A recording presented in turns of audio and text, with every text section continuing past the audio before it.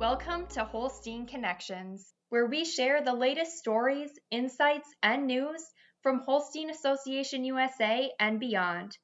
The largest dairy cattle breed association in the world, Holstein Association USA provides leadership, information, and services to help dairy producers worldwide be successful. Whether you're in the barn, on the road, or just tuning in for your dose of dairy news, we're glad you're here. This is Holstein Connections.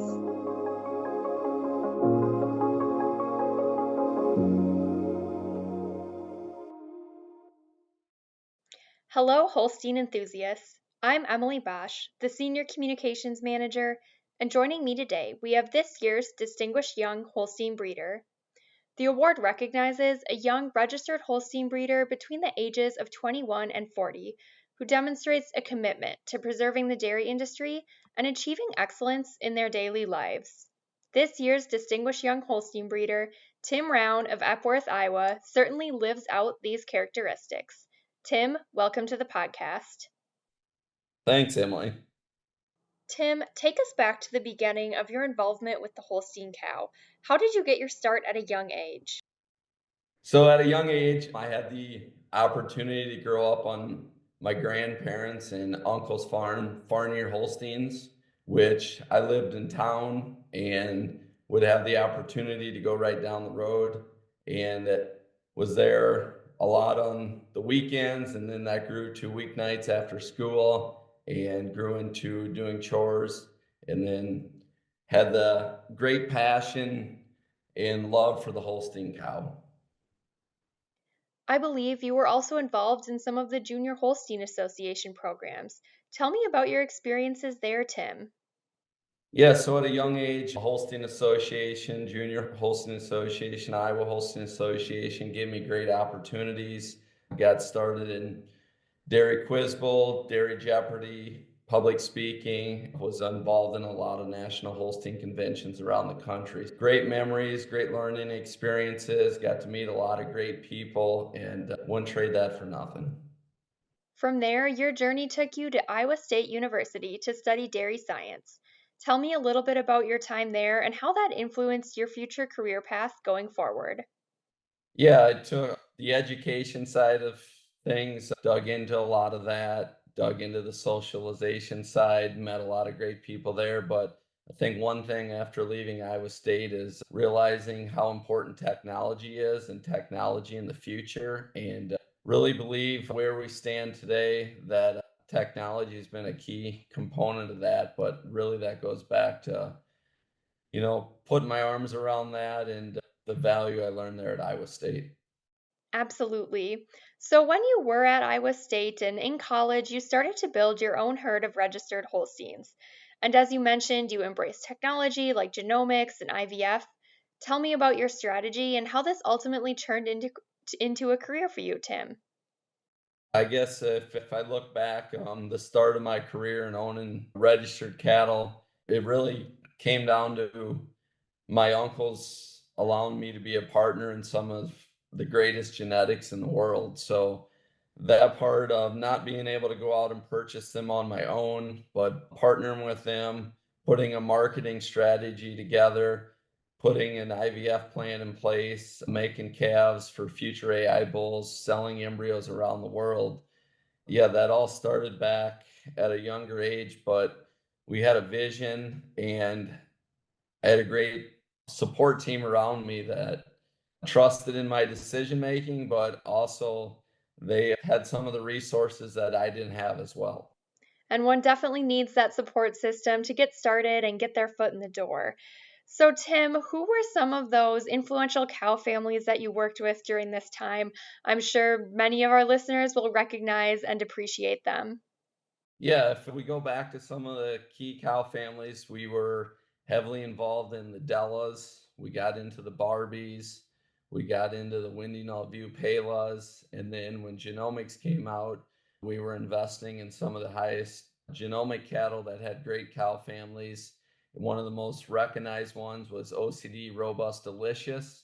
She's, still a very impactful cow in the breed 14 years later. And, she's really had an impact of everyone around the world. And then as time went on, we started investing in more cow families, developing more cow families, the Minna head cow family, which then produced Captain.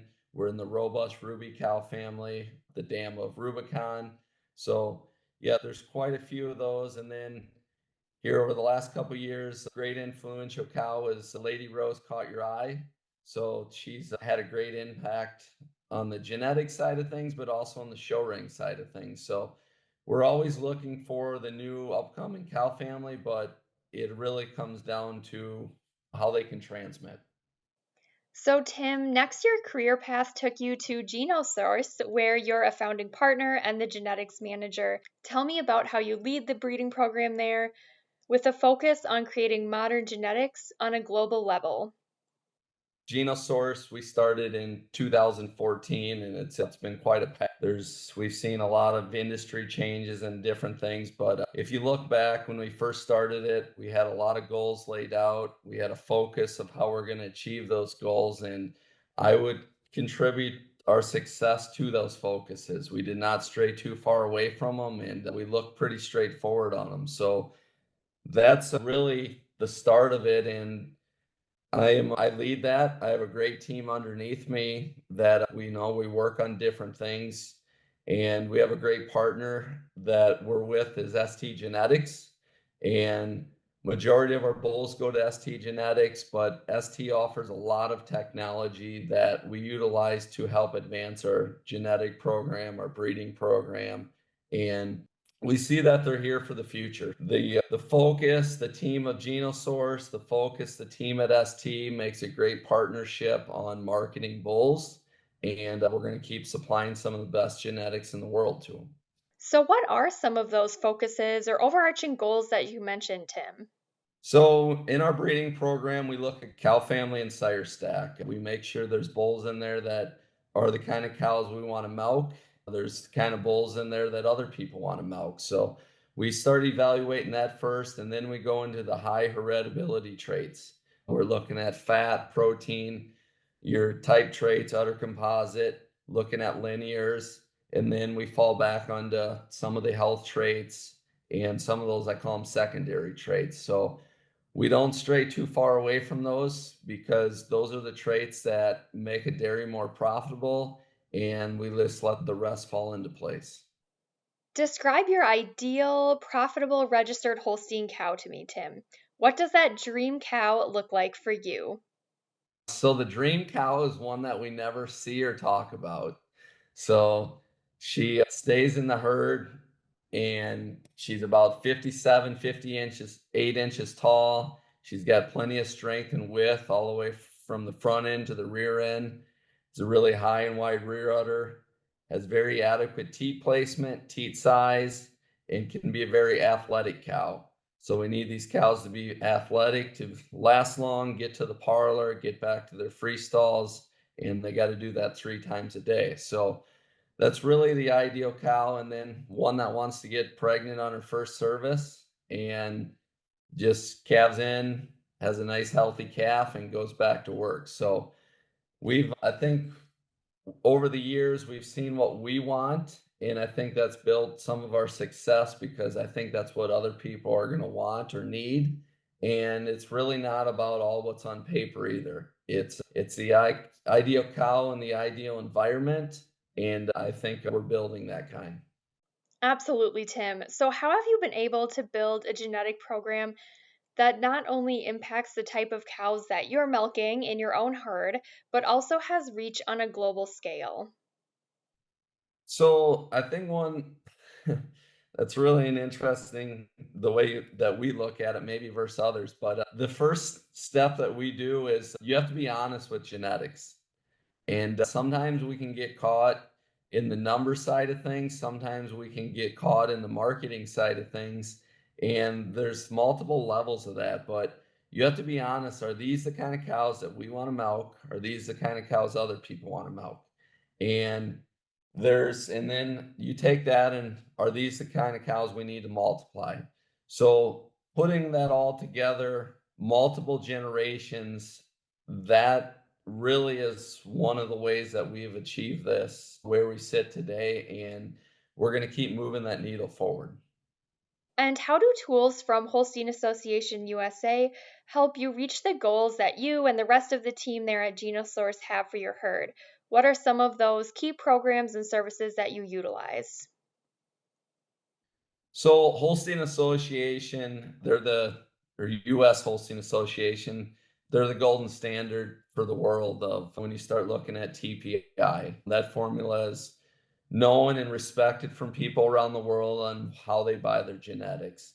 And then you go into the Holstein classification system, all the data they have from the linear traits that build your type traits, udder composite, feet and leg. So we're using those traits to build a better cow. But Holstein Association, what they offer from the Easy program to the Holstein Complete program, those are all great tools that we've utilized to build our herd, but also from a marketing side to sell our genetics around the world. That's right, Tim. And outside of the breeding program and the genetics, you mentioned the environment that the cows are in earlier. I know you've been involved in making numerous infrastructure changes to the farm. Describe how these changes, paired with the genetics, have really helped lead to the success of the herd and the cows in the herd. Yeah, so we break the herd down, or I guess when we look at profitability, we need four things. And like you mentioned, genetics. And that's a very big key that everyone should look at. But then you look at management. We have to have great team members around us to take care of those cows. You got to treat the cows like their family and the way they want to be treated. You got to have nutrition. Nutrition's very key component. Put up good forages, put good rations together, and work close with your nutritionist. And then you got to look at cow comfort. And cow comfort's maybe something that's overlooked on some dairies, but we tunnel ventilated our barns. We're very aggressive on putting sand in our barns. We make sure the sand is groomed, and yeah, feed push up, a lot of different avenues. So we also, all of our cows right now are bred on a palpation rail, automatic sort gate. We don't use any headlocks. So little things like that, I think, are a big success in the dairy, but also the dairy industry. And it's all those little things that can really add up to make a difference for your cows and your bottom line. Beyond the day to day management tasks on the farm, I know you also take time to lead tours for everyone from foreign visitors to other U.S. dairy farmers and even local community members and policymakers. What are some of the key messages that you share with these visitors, Tim? So some of the key message we share, I think some of us take it for granted, but we have a lot of weight on our shoulder to feed the world. That's part of the reason we do this. Whether it's here in the US or anywhere in another country, our genetics have an impact of how we feed the world. And we need all of us to do that. And then I also feel that these tours and talking to people, we got to show people our passion. We're not here just to we're not here just to do this as a job. It's a passion and we love doing it. And I think that shows people who we are and what we do. And we also have to show people that we're here to take care of these cows. They take care of us, we'll take care of them. So we're not here just to dump them ordinary feed, let them go lay down, walk them to the parlor. I mean, we want cows to be comfortable, we want cows to be happy. So as an industry, we take great pride in the product we sell, whether it's in milk, whether it's in the genetics, and it's more than just a business. Absolutely. And back to the business aspect of the farm, Tim, what's ahead for the future? What are some of the goals or projects that you're working towards at GenoSource? Right now, we're building a state-of-the-art calving facility, dry cow facility, and we've outgrown the system that we have now, but we put great pride and we know the future all starts with the calf. So we want as clean of environment as possible, best colostrum as possible. We want to get that cow off to a great start. So that is one thing we're doing right now. We're going to look at building another heifer facility so we can take care of our future donors. So it seems like we're always trying to do something to make the dairy more profitable. Always moving forward, always advancing and thinking about new things. And what are some of the future breeding goals that you're working on, specifically in your role as the genetics manager, Tim? Yeah, we're always some people come out and say, "Well, don't you have the perfect cow? Don't you have what you need?" And we're always if someone says they wanna move the needle 2x, we wanna move it 5x. So, we're always thinking a lot of decisions we're doing right now, we're looking at 5 to 10 years from now. So, we're doing a lot of things in our breeding program. Maybe we call it one step backwards to go two steps forward. And that maybe, yeah, some people might look at that and shrug their shoulders on the whys, but that's something that is much needed for genetic progress. By saying that, some things we're looking at different linear traits. Linears are very important. Not all dairies are made equal. So some of us want a taller cow, some of us want a shorter cow. Some of us want cow with a little more set to the leg. Some of us want a little straighter leg. Some want wider T placement. Some want closer teat placement. So there's all those different aspects, but what we believe in being the perfect cow, we're a long ways from there. I think we're going to make herds that are milking 120 pounds a day with a 5% fat and a 4% protein, and we're going to make those cows last a long time. That's the goal of where we want to get. I think we're getting there faster than we originally thought, and I think the sky's the limit. And I think that's the amazing thing about the Holstein cow. No matter what the farmer wants, what traits they put the most importance on, the Holstein cow really has the genetics to be able to deliver whatever it is that individual farm or breeder is looking for and works best in their operation. I would agree. Tim, if there's something you think is going to impact the dairy industry on a genetic scale, say 5, 10, 15 years from now, what do you think that is? Yeah, Emily, that one's pretty easy for me. And when you really break it down, that's feed efficiency. And at least dairies, 50% of their costs a year on their bottom line is purchasing feeds. We need to, as a genetic side, we need to build and work on the feed efficiency of the Holstein cow. And we're currently working on that. And I feel that's going to be one of the biggest drivers 5, 10, 15 years from now on some of these dairies' bottom line. We cannot ignore it. It's going to take a lot of data, but we got to look forward on that one. Tim, you've had many genetic achievements in the Holstein breed over the years, but which one means the most to you? That the greatest achievement when looking at the genetic side is being the breeder of Captain. GenoSource Captain being 8 times #1 proven TPI bull. That is purely a breeder's dream come true. And when you look at that, it's not that he just ranks #1, but the impact that he is having around the world and the number of herds that he has touched, and now his grandsons and maternal grandsons. So there's no other achievement that I've had that has tops the captain being 8 times #1 and what he's doing for people around the world. Tim, is there anything else on the genetics aspect of the farm or what's going on there for you that you wanted to mention or share?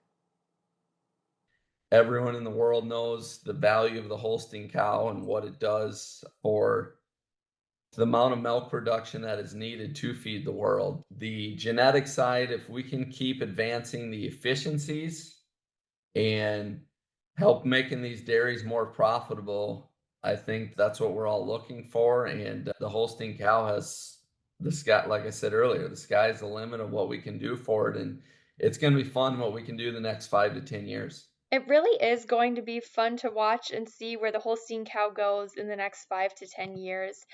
But before we dive into more of Tim's story, a quick break to learn more about an opportunity that fellow young Holstein breeders or others working in any aspect of the dairy industry can take advantage of. Ready to take your leadership skills to the next level? Applications for the Young Dairy Leaders Institute are now available. Known widely as YDLI, the engaging hands-on program is open to young adults ages 22 to 45 with a keen interest in the dairy industry.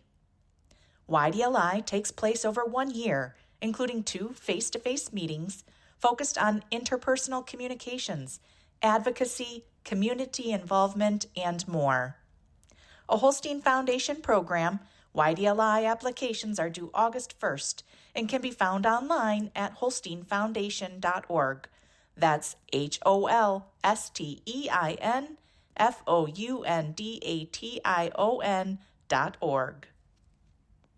Welcome back. Tim, you're also involved in the Iowa Holstein Association. Why do you place importance on being involved in the Holstein Association, whether it's at the local, state, or national levels? Yeah, so Emily, being involved can have a lot of great effects on not only what maybe where the industry's heading, but also has great effects on different people. There's dairymen that milk 10,000 cows, there's dairymen that milk 5 cows, but I think the Holstein cow and the genetic side of it, no matter what, a straw semen they buy or a female they buy can have an impact on their daily lives. And it's really inspirational what the Holstein cow has done for everyone around the world. Being involved with those organizations, communicating with those organizations, telling those organizations what you think is going on or what needs to happen has great value. And Tim, I think you have some of the next generation of kids who might be involved in the Holstein Association. We couldn't wrap up the podcast without mentioning your family. Tell us a little bit about your wife and kids. Yeah, I couldn't do all this without them. My wife's got my support from putting a lot of hours into helping out. And then, yeah, the kids, they all love the Holstein cow. Like going out to the farm. They love showing already, but teaching them on the genetic side of, we go back, I guess one of my greatest accomplishments is being a part of breeding Captain. And when Captain was a calf, he was a bull that they fed or go see on a weekly basis. As young kids and having photos and getting to pet and getting to feed such an influential bull of the breed, not only today, but if we look back 5 to 10 years from now, I think that's pretty cool. So yeah, family's great. Couldn't do it without them. So the future looks bright. They all want to be involved. So can't wait to grow with them. Absolutely. And what a fun memory for your kids and family to look back on for years to come. Tim, what does being recognized as this year's Distinguished Young Holstein Breeder mean to you? It means the world to me. If you really think about it, having the dedication to go do matings and all the research I put into cow families, into the pedigrees, into the different traits. Yeah, it's crazy. If you put it in perspective, it's hundreds of thousands of hours that if you go back the last 25 years, so if you ask people around me, it's like Tim pretty much sleeps, eats, and breathes genetics. So it could be 5 a.m. or 9 p.m. and I'm working on matings or thinking of the next heifer to buy or different aspects of that. So to be recognized means the world to me because it's not only what I've done, but it really comes down to the support around me. So I have to thank all those people, and yeah, it's a great achievement. And what advice do you have for other young people in the dairy industry who are looking to create a positive influence on the future of the dairy industry and the Holstein breed, just as you have? Yeah, so anyone that's young, and it really comes down to passion, focus, and try to surround yourself with good people. And if you have the passion, you're going to succeed. If you have a focus, you're going to succeed. You surround yourself with good people, you're going to succeed. And when I look at the third one, if you have the first two, they're going to make you succeed. And that's really a key formula that I feel my success has built on over the last 25 years. I've tried to surround myself with great people, and great people have supported me on the backside. There's a lot of people in the industry that are great people, whether they're from the US here, whether they're from Canada, Latin America, Europe, Japan. I've connected with Holstein breeders and Holstein enthusiasts, we have a great group of peers in this industry. And don't think that they're not there to support you. Communicate with those, share with people what you're thinking, what you want to do, what our needs are. And I think it'll take you great places. Don't overlook the people around you and overlook the rest of our peers in our industry, because they will help set you up for greatness. And we have one of the greatest industries in the world. I couldn't have said it better, Tim. Before we wrap up here today, we're just going to end with 5 would you rather questions to get to know you a little bit better. So, are you ready? I'm ready. All right, ice cream cone or ice cream sundae? I'm an ice cream sundae kind of guy. Just maybe a little less mess there, and I don't know. There's no rush in eating it. Plus all the extra toppings if you like that too, right? That's the key. All right, genomic or proven sire? Oh, I knew you'd ask this question. I'm genomic sire. I'm an all gas, no brake kind of person. I want to look forward, but the technology with genomics, that's going to help you in many different aspects. Fieldwork or barn chores? Barn chores. So barn chores, there's nothing better than being around the cows. So I would, yeah, it's not the worst thing being in the tractor, but being around the cows, that's what it's all about. And you mentioned you've been to National Holsteins conventions before. Would you rather travel east or west for a national convention? Midwest. I can't argue with that. And then, Tim, final question, barn cat or farm dog? Dog all the way. Not a cat person. Tim, thank you so much for joining me today. Thank you. This was fun. Thanks for listening to this episode of Holstein Connections. Whether you're in the barn, on the road, or just tuning in for your dose of dairy news, we're glad you're here. Until next time, this is Holstein Connections.